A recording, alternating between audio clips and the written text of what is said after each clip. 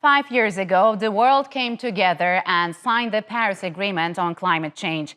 Its main goals were twofold: to limit the mean temperature increase of the planet to just 2 degrees Celsius above pre-industrial levels and to achieve net zero emissions by the middle of the century. Now, Turkish lawmakers are set to ratify the treaty in a few weeks as part of the country's push to invest in greener technologies. To discuss what steps Turkey is about to take, joining me now is Turkish MP Ziya Altunyaldiz. He recently wrote a report on climate change that was adopted by the Parliamentary Assembly of the Council of Europe.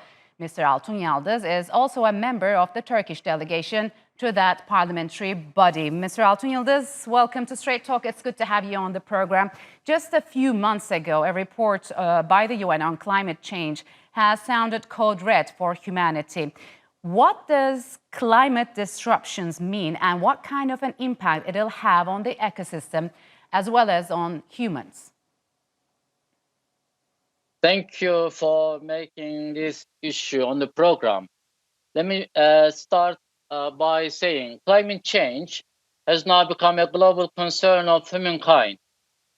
It puts at risk the integrity of all ecosystems and biodiversity, and poses serious threat to the enjoyment of people's human rights and fundamental freedoms. And I just would like to reiterate, climate change continues to be an acute threat to economic issues, including global development and shared prosperity. And it poses high risk to countries' long-term development, economic growth, and stability, as well as the economic system that we depend on. I think in the medium and long term, climate change has been a critical implication for poverty, food security, and healthy. Yes. And let me just reiterate by saying this. Many consequences of climate change are getting irreversible, as you rightly mentioned at the beginning of the program.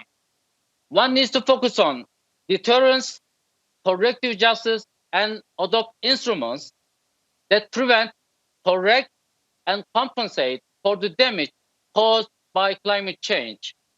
But we know devastating impacts of global warming are now unavoidable, but there is still a short window of opportunity from, stopping things from getting worse. What you actually mentioned, but is a global cooperation needed?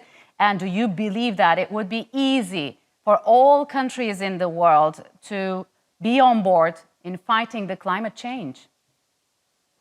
Of course, there should be a global cooperation more than needed. Let me just explain in my report how it develops and what is in it.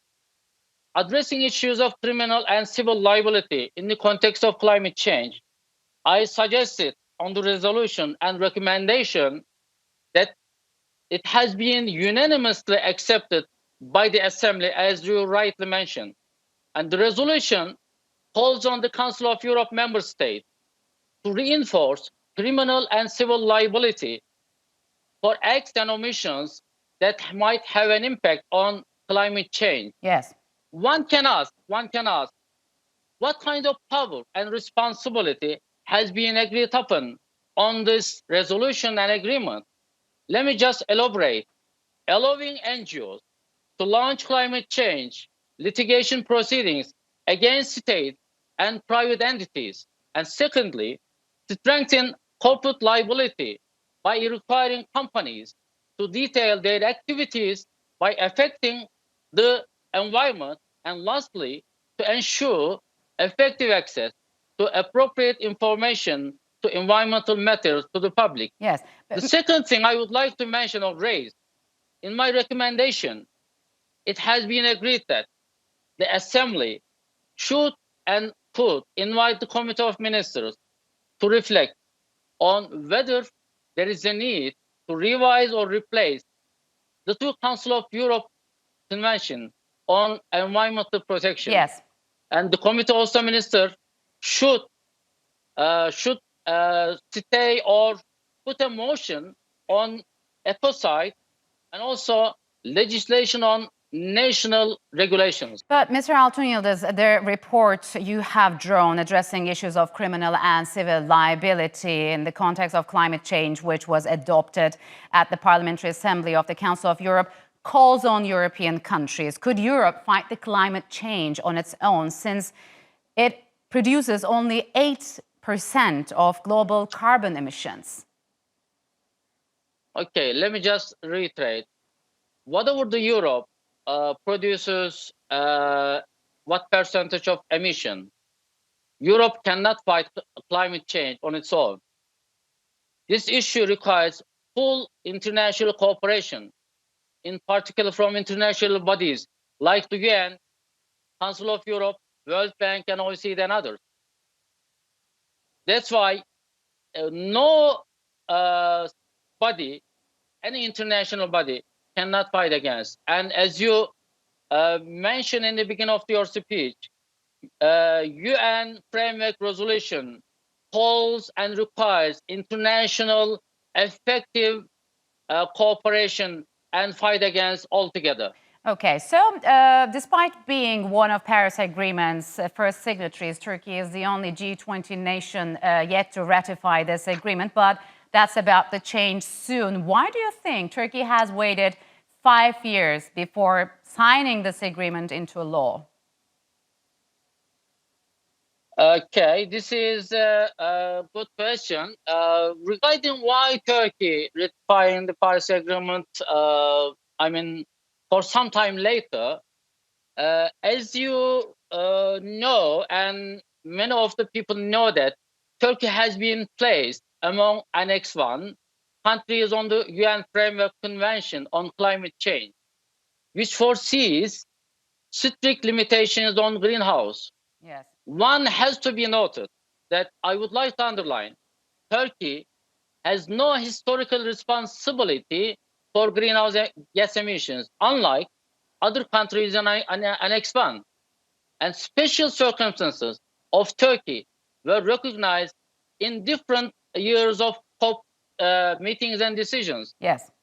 Although these decisions have not provided a viable solutions for Turkey's request, achieving a fairer position, yet, as you and people know, that as a testimony of our efforts in combating climate change, the Paris Agreement will be presented to the Parliament for approval in the upcoming days, as our President, His Excellency Mr. Erdogan, has declared it. Yes, so we know that Turkey is pushing for greener and cleaner technologies, Mr. Altunyaldiz. How new industries will help Turkey meet its emissions goals under the Paris Agreement? I think everything will change, and it's going to change a lot. The impact of climate change is forcing economic growth policies to adopt more green and environmental friendly models. Yes.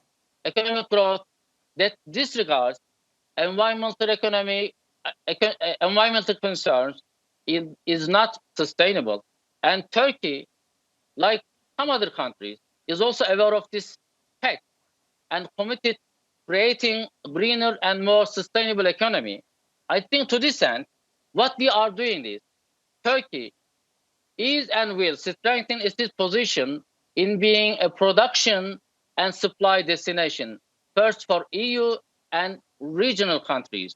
Okay. That's why we are forcing and we are working for that. All right, Mr. Altunyaldiz. Unfortunately, we'll have to leave it here. Thank you very much for joining us on Straight Talk.